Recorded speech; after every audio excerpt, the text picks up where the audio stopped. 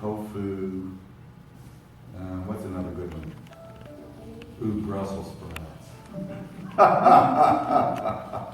There's a good one. Right. So it's coming up here, and don't ever do this. Don't ever go, I'm going to get it, because then you started that cycle. What you do is you pretend like, oh, I know, it's Limburger cheese that's been left out in the sun for a couple hours. There you go. Stinky cheese that's been stinky eyes. Right? And it comes up and you go, no, I don't want to. No. Okay. Can you, as you put the violin up, yes, there you go. Now play, before we do your orchestra music, go ahead and play your waltz and just kind of walk around the room so that you're aware that you're just walking around. And every once in a while, walk and look in the mirror. So you can see that you're up straight and your nose is up straight. You're just turning your head a little bit and you've got space here between your gut and your elbow.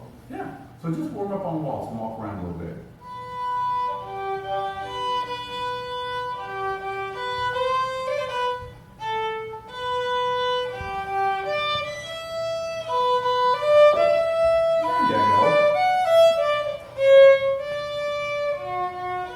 Now stand with your feet nice and far apart. Now bend your knees a little bit as you play. Just flex your knees. You don't have to go way down. Bend your knees. You only have to keep going. You only have to do this much. Just a little bit. Just so they're not locked. That's okay. I know. When you think about your kneecaps, you forget the notes. That's because that part of your brain is busy. I love that. Now, keep playing. Now, I'm going to talk while you play at the same time. Raise your violin. There you go, that's where I think it should be.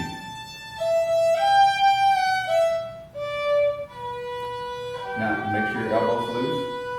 Make sure your shoulders are loose. Can you do your shoulders? Let me see you do your shoulders while you play. That's a good way to be coordinated. I love myelinizing the brain. Now, can you go twist your upper body? Cross the center line. Did I make you do that yesterday? No, that was leading.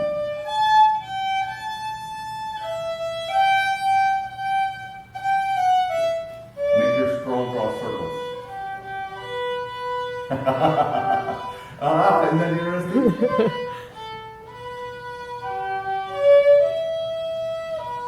There you go.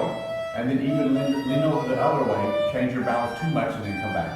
There you go. Okay, stop. Okay. Good posture means movement. Period. There we go. End of sentence. Exclamation point. If you're standing still, it doesn't matter what you look like, it's not good posture. There's my statement. And I'm sticking to it. Yeah. Okay, good. So, since are you recording again today? Yes, I am. So I can kind of make a little list for you, right?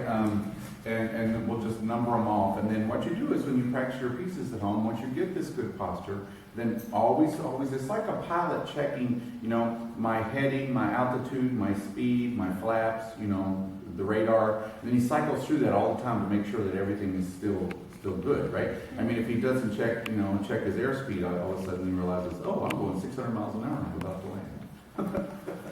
You have to slow the plane down to land, right?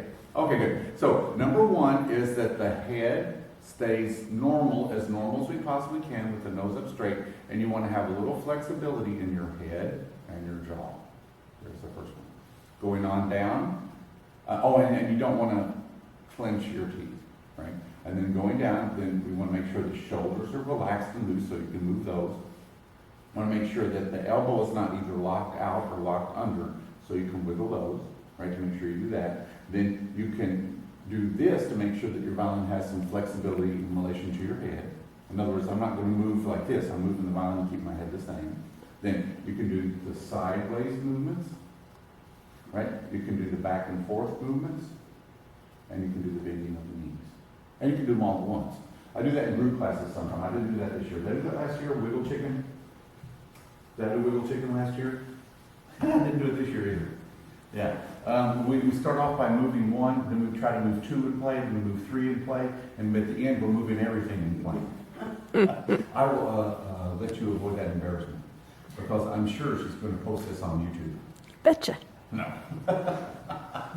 All right, so now as we go on to the orchestra music, one thing to think about And the reason I'm so careful about this is because I know what happens, because I've taught a few years.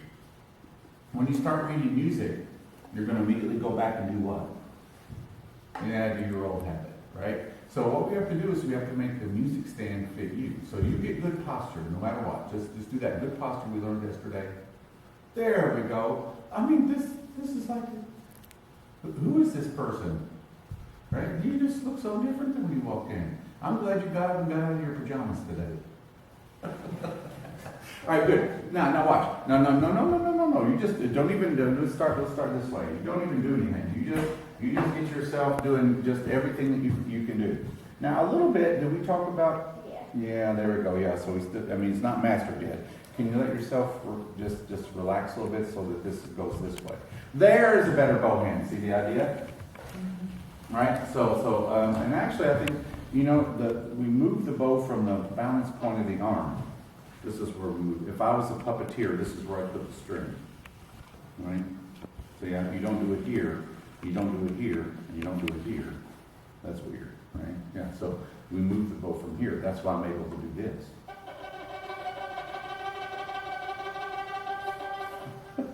Instant saute. Now let yourself turn.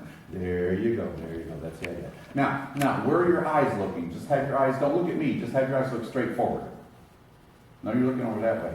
You look straight forward, you're looking somewhere around in here. Are you looking straight forward? Mm-hmm. Then what you do is you take the music stand and you put the music stand where your eyes are. Isn't that cool? That way you don't have to twist, you don't have to do anything. And then the bow, what we basically discover is that if you turn just a teeny little bit, right, then your bow goes off this end of the stand, your violin goes off that end of the stand, and you go this way, and your head's up straight. Now, if you're going to sit down in orchestra, what you do then is you do this.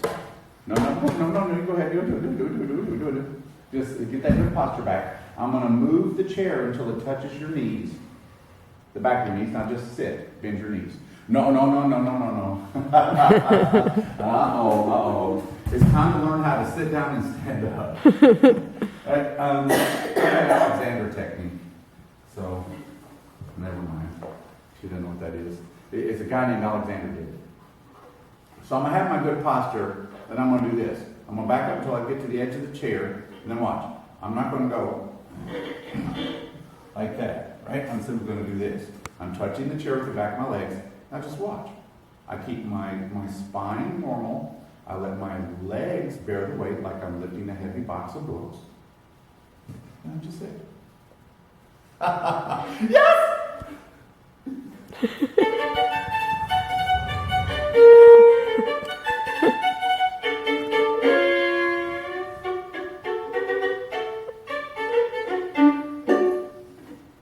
You pass level 1. There you go. Does it feel? Do you feel it now? Yeah, there you go. Now, if I can only get every student in orchestra to look like that, my life would be great. Right? I do all kinds of orchestras, and they come in and they're going. And that's the better ones. Then no. Did you know what I used to do in high school? I was such a horrible student.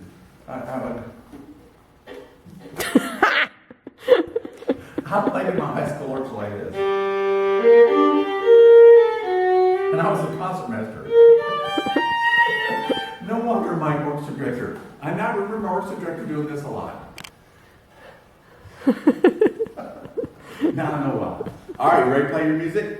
All right, you're going to get your good balanced posture. We're not going to do the music. We're going to do the whole banana so that you have good posture.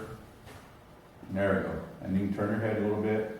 There you go. Just stay all normal and everything. Now do a nice bow hand. Let your elbow come up enough so that the bones in your arm create a balanced position for pronation rather than a twisted position for pronation. That was a neat thing I learned from that book. There we go. All right. Now wherever your eyes are, tell me where to put the stand so that you don't have to do anything. More to that way? No, the other. Right there? Okay, there we go. Can you see the music now? Mm-hmm. There we go. Perfect. All right, so play, what's the name of it again so I know? Symphonia. All right, I'm ready to hear Symphonia. And boy, do you look great. You made an old man happy. I can retire now.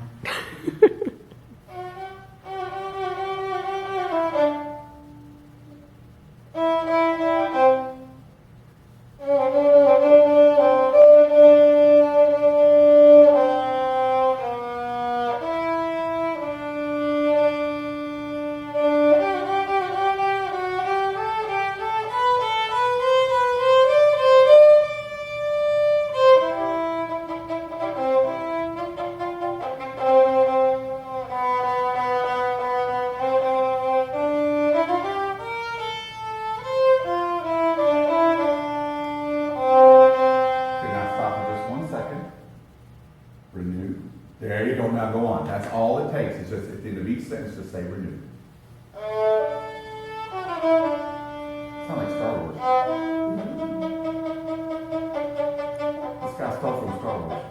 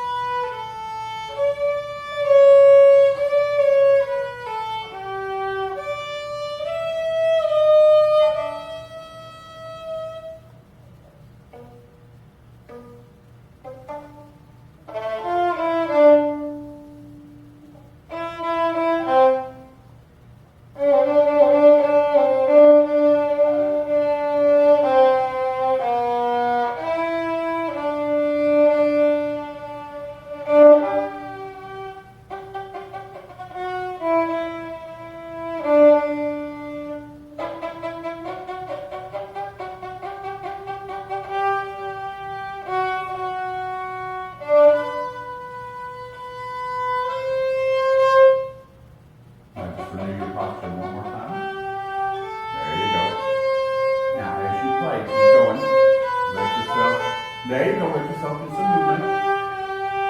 Maybe flex your knees once.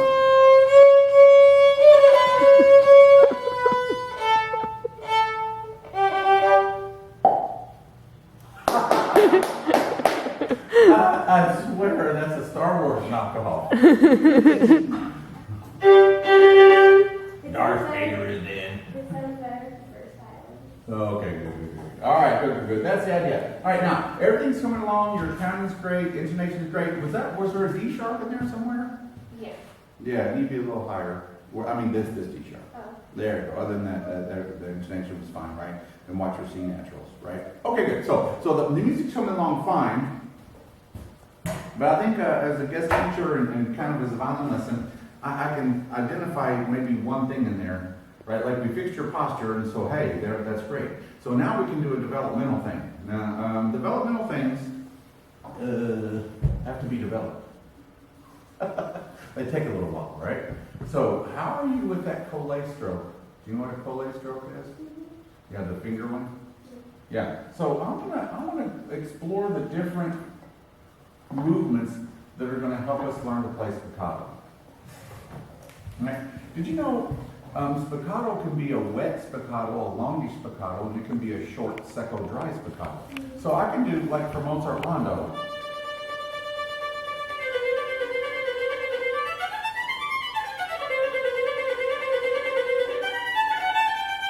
see, that's a very gentle one, right? It's just kind of on the string. Actually, when I do that spiccato, I can't tell whether the bow is bouncing or whether it's not bouncing, right? Because it's almost bouncing, but it's like the bow is bouncing, but the hair stays on the string. And then you've got, the Yasha Heifetz thing where my teacher went and saw Yasha Heifetz play a concert once, and he was telling me about the experience.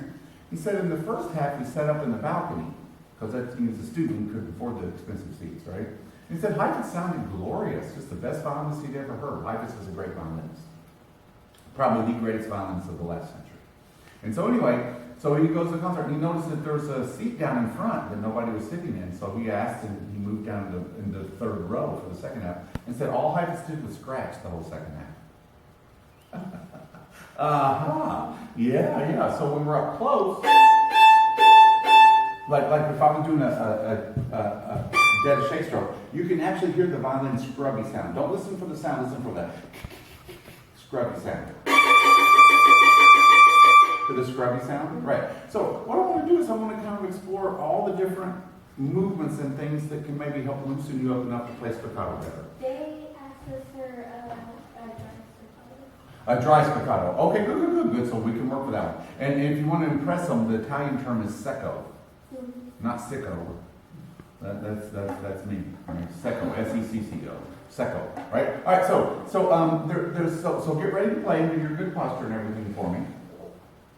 All right, now the first one, especially if they want a shorter, drier spiccato, then I think what we have to do is we have to every spiccato is a mixture of legato and battute. What's battute? Battute is Italian. It means to hit. Right? So if it's some big Italian guys coming at you going, battute, what do? Run away. Now here's the joke. What if he comes at you going, amore? Run faster. That means he wants to kiss you. Amore means to love. Right? So old joke. All right, but what? But here's the battute. I'm not going to move my wrist. I'm going to do it with a windshield wiper thing with my fingers. Hold your bow up off the string. Now watch what I can do. That is battute. I actually have my students practice battute. And this is a master class, so put this in your brain. Right? So you can practice it too. Notice I'm not going.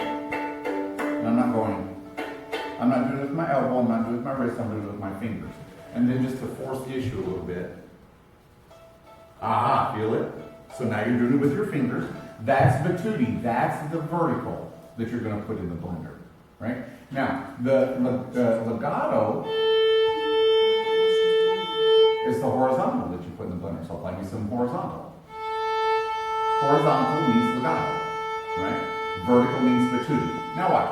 Now I'm going to start with 100% battute, with the bow bouncing really pretty high, and I'm going to let the bow bounce just a little bit lower, but I'm going to keep it going up to about my mustache. Now watch. As I do that, once I get that going, I'm going to keep that feeling going by pushing with my first finger, and then I'm going to start doing down bow and up bow.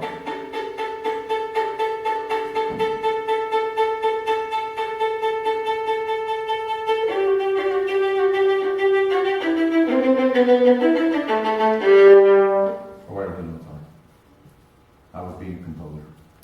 But I don't want to be a composer, because then when I die, I'll decompose. All right, start with your battute. I know the jokes are bad, but hopefully the teaching's good. All right, now can you go maybe just a little faster? There you go. Now start going down, up, bow. What's so hard? I'm just making her life simple this weekend. You are. That's good. Can I try it on Sure. Absolutely. Yes. See? There you go. Then once you can do it, then you want to do it. Now, the idea is that you are young. I forgot to ask you, how old are you? Okay, good. Right. So, if you practice spiccato slowly and carefully for a whole year, you'll be 14. Life will be over. Then that's the beauty of this. We've got time to develop, right? So what I want you to do is don't try to play the music.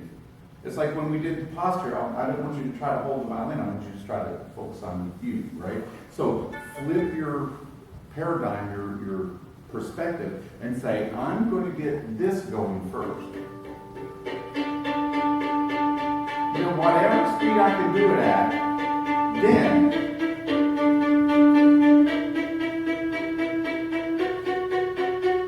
that nice cha-cha sound. Then eventually, then it'll get faster, right? But the important thing is that you get the spiccato going correctly, right? So start with battute frutti. We can call it battute frutti. It's a new Suzuki ice cream flavor. It's called battute frutti. Now, there you go. That looks good to me. Now get your down bow and up bow going while you keep doing that.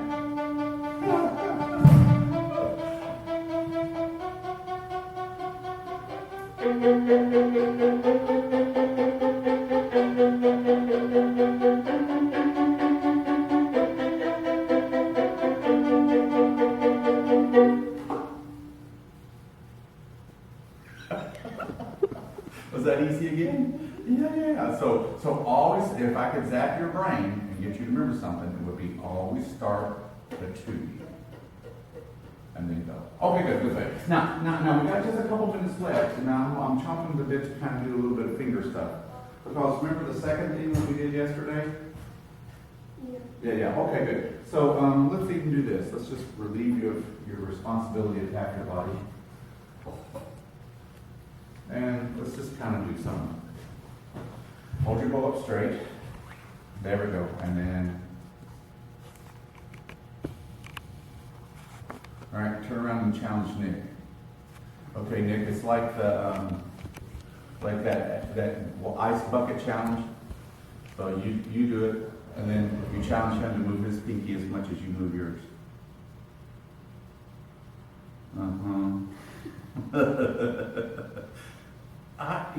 For some reason, this is just a real developmental thing. It's kind of like vibrato for me. All right, so turn back around here. All right, now just kind of shake it kind of smaller. And notice that when I pull in, it pulls the bow into the palm of my hand, like we said yesterday, which causes the bow to go up. When I release my fingers, it causes the down bow. Oh, I see something. I don't know about in Texas, but around here it's illegal to hitchhike. Now, why would I say that? You've got hitchhikers at home. Now, this is the one that I teach, and as far as I know, I see it in a lot of other people, and I think it's true. But I never really heard anybody talk about this as I was growing up or in my violin lessons. But I teach that the thumb touches the bow hair. Because of that bob, torque, and pull, and you're holding the bow. And then it's actually given me an idea that I call the dual action of the thumb. Like for instance, here's one, you don't have to do this. You don't have to do this until you graduate college.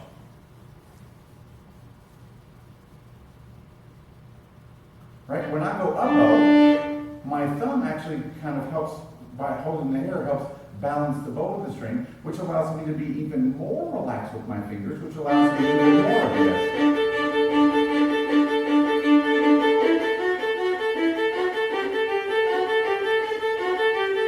Well, wait, why am I doing the exercise? You're the student.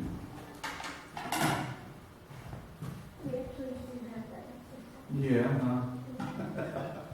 Well, I don't know. It seems like your teacher and I are in total agreement here. But you're going to do it where? We're going to do it like at the frog of the frog. We're doing it at the heel of the bow, the nut. We're making that frog heel. We're healing the frog.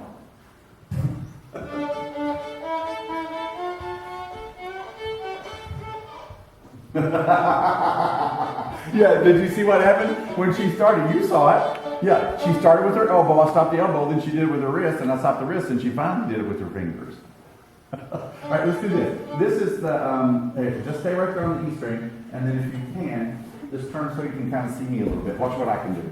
I call this one pumping water. See, children don't know about this, but when I was little, I had to walk 7 miles of school uphill both ways. In the snow, in the summer. In 100-degree heat. And we had to pump our own water. I love this one. Because every student I know does this. Watch. See, you can see it when I teach it to somebody else better because your brain's not focused on doing it. But notice, well, you can look in the video when your mom, she gives it to you and everything. You watch it with your mom. But you're doing this. Your pinky's not actually moving. Here's your pinky. Just focus on my pinky and watch how I change it. Here's you. Here's me.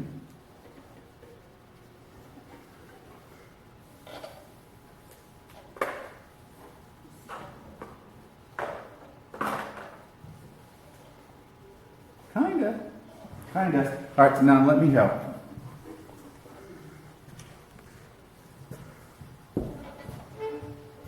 That's it. But not do it the very frog, because you get more of a, yeah, there you go, because that helps it go to G string. All I'm doing is I'm letting the bow go in my hand, like this, so that when it falls over, I don't have to change so much.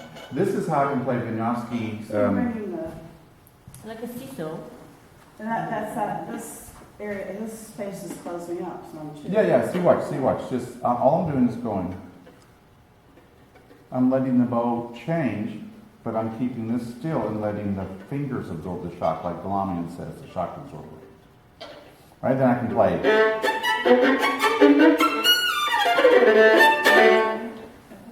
That one. All right, and then we can do it, and and then after we do that, then we can do it without the violin. Watch this. I'll do it first, and then I want you to see it from behind. So let me do it from this angle. So now watch. See what I'm doing? I'm rotating on the thumb. Right? Now when you do it, so you're a good bow hand. Right? And then, gotta stop. Time to stop. I'm going to have to watch. Now I'm going to grab your wrist. All right, this would be a good, there we go. Can you get it? We got it. That's going to help develop the spiccato and the sautier and the cole and the google and the smoggle and the turkey whatever. Whatever they're called. There you go. You start doing a little work in the pinky. All right, and then the other one that I do is the pickup. Right, this is the forklift. Watch the forklift.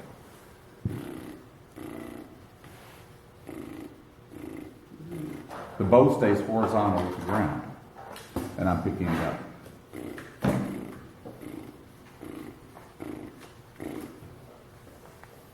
Let me see it.